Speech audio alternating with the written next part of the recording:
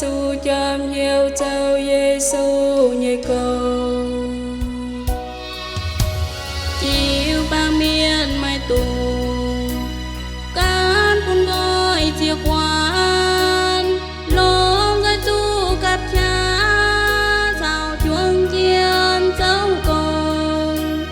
ôi chu cặp hiểu mình chun thao non non tò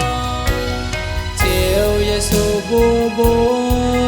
ôi chú mình chun phú phiền mình bùa thao phình phình miền nhiễm nóm nóm tông mãi miền nhiễm vua mông phải nhiễm vua bông tròn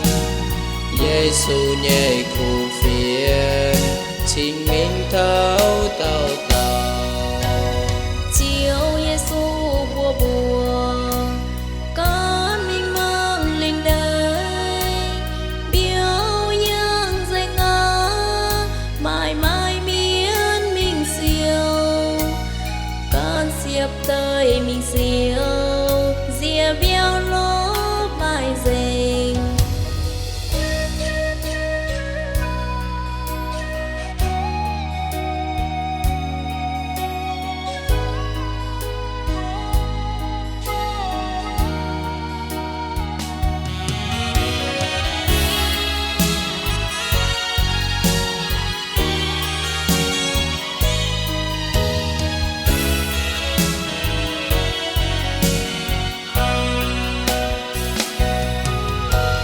chiều Giêsu bu bu